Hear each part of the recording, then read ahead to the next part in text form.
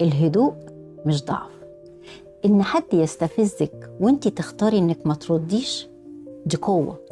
أنا بقى بجد عندي سؤال، هو احنا مالنا بقى خلقنا ضيق كده؟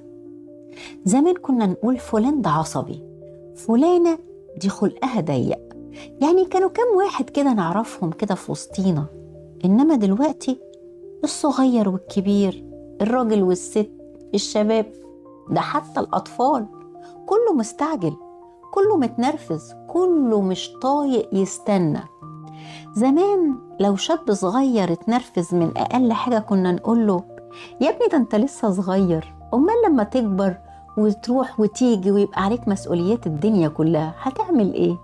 دلوقتي تلاقي الواحد يبقى عنده 20 سنة وحاسس ان الدنيا كلها واقفة ضده علشان حاجة اتأخرت عليه 10 دقايق. يا جماعة احنا محتاجين نرجع جوانا حاجة اسمها طولة البال. مش كل حاجة لازم تحصل دلوقتي. عارفين ايه اللي خلاني اخد بالي ان الموضوع ده مش مجرد عصبية؟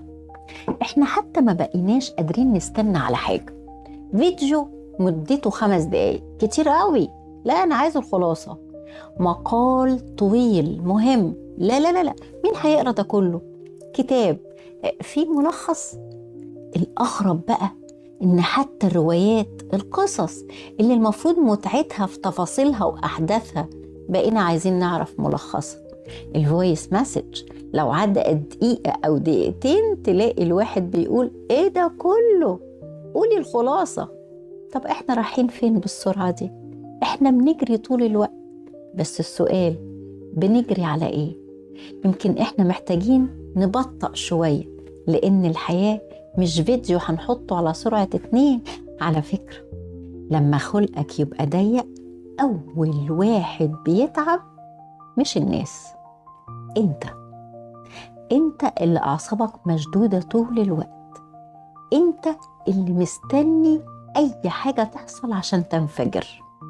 انت لو العربية اللي قدامك اتأخرت ثانيتين تقوم ضارب كلاكس، ولو حد ما ردش عليك بسرعة تتضايق، ولو طلبك اتأخر تتعصب. طب ما تهدى على نفسك يا حبيبي. أنا مش بقول إن الناس ما عندهاش هموم، بالعكس كل واحد فينا شايل حاجات محدش يعرفها، لكن عشان عندك ضغوط ما تزودش على نفسك ضغط فوق الضغط. ارحم قلبك، ارحم أعصابك، ارحم جسمك.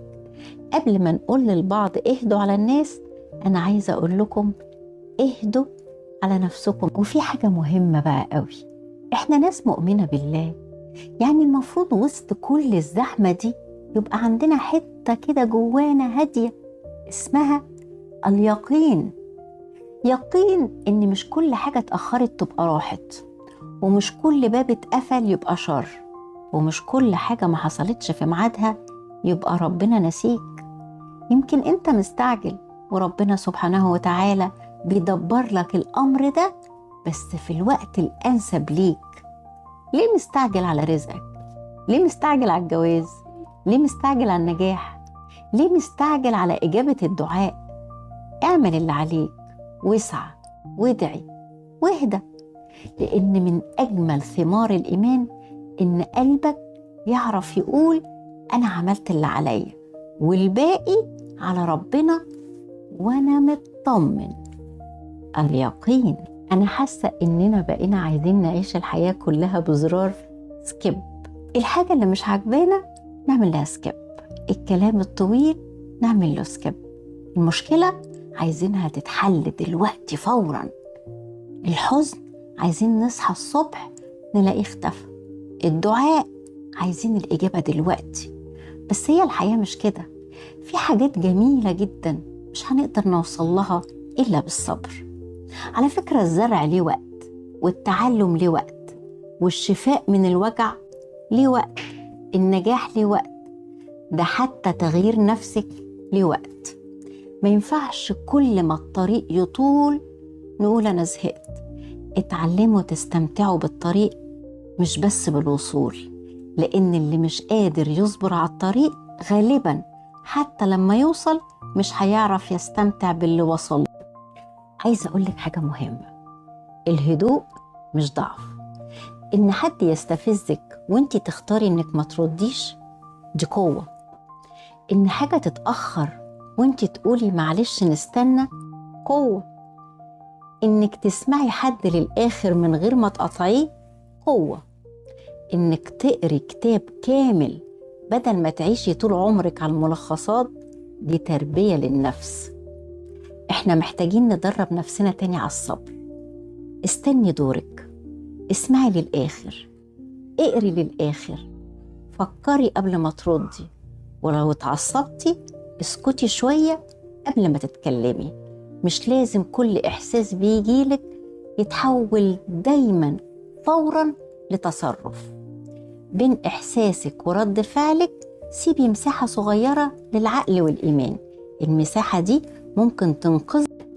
أيوة، المساحة دي على فكرة ممكن تنقذك من حاجات كتير جدا. بصوا، هو أنا النهاردة مش جاية أقول لكم استحملوا الناس، أنا جاية أقول لكم حاجة أهم. استحملوا الحياة شوية واهدوا على نفسكم.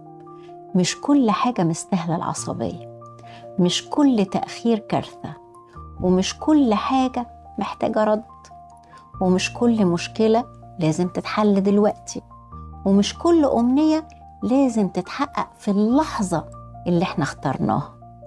خدوا نفسكم بالراحة واستعينوا بالله، وافتكروا إن في حاجات ربنا سبحانه وتعالى بيعلمنا بيها الصبر، وفي حاجات بيأخرها الحكمة، وفي حاجات لو جت في ميعادنا يمكن ما تكونش خير لينا.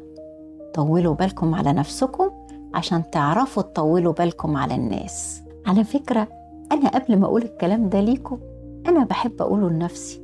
يعني أنا دلوقتي عمالة أقول لنفسي أنا برضو دايما بستعجل، أنا دايما برضو بتعصب، أنا دايما برضو عايزة المشاكل تتحل على طول. أنا لما بدعي ببقى نفسي إن الأمنية اللي أنا بدعي بيها والدعاء اللي أنا بدعي بيه إنه على طول يتحقق. بس دلوقتي عمالة أقول والله الدنيا ما مستاهلة إن الواحد يعيشها كلها وهو مشدود ومستعجل. وعلى فكرة إحنا لو هدينا شوية يمكن نشوف النعم والجمال اللي حوالينا، وإحنا بنجري قوي كده ما نبقاش شايفينهم كويس. لو هدينا هنقدر النعم اللي معانا وهنقدر الجمال اللي ربنا عملهن. فنهدى على نفسنا الأول قبل ما نهدى على الناس.